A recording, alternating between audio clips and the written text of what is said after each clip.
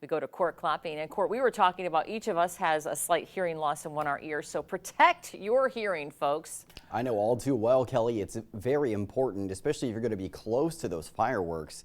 You need to take precautions. And of course, with fireworks, just in general, please be extremely cautious. If you're somewhere where you're able to legally light them, just use as much caution as you possibly can heading towards the holiday weekend. As far as what we're seeing for today, the heat does continue, although we're not as hot as the last couple of days. So sunny and hot for your Wednesday.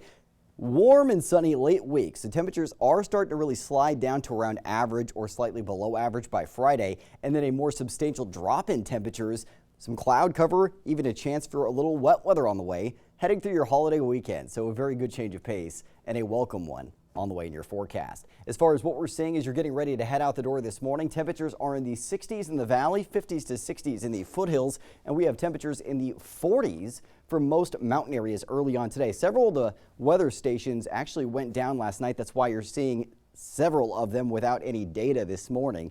Winds are out of the northeast early on today and not very strong, and it's going to be very similar to the last few days. Towards the afternoon, gusts up to around 20 miles an hour out of the south. Briefly, gusts in the 25 to 27 mile an hour range out of the southeast this evening, and this is going to result in a modest uptick in fire danger later on tonight.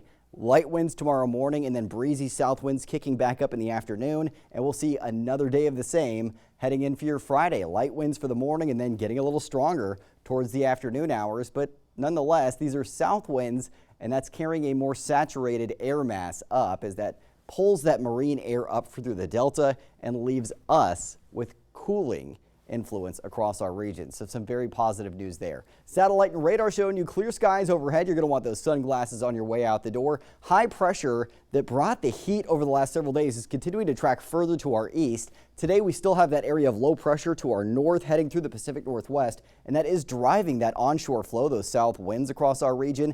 We have a weak ridge off the coast that's also helping to keep us dry and keep the clouds to our north.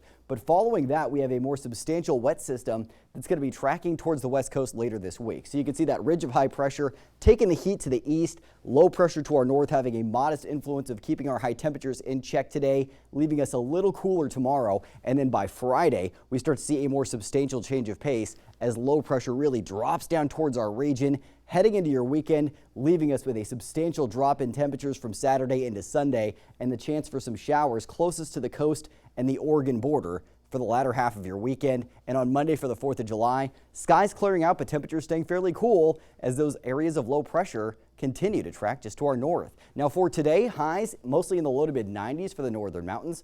Sierra and Cascade areas in the 80s to low 90s, foothills in the 80s to low 90s as well. And if you're in the valley today, it's upper 90s to low triple digits for your afternoon, mid 90s to upper 90s in the mid valley later today. So temperatures are mostly trending down this afternoon compared to the last few days, and that downward trend persists through your forecast late this week into your upcoming weekend. Low to mid 90s for the valley on Friday, upper 80s to low 90s Saturday, and then low 80s to mid 80s on Sunday with more cloud cover. Low to mid 80s then projected with dry conditions for your 4th of July, warming back into the upper 80s by Tuesday of next week. So Kelly, this holiday weekend, conditions are really improving for those outdoor activities. Looks like a great 4th of July on tap this year.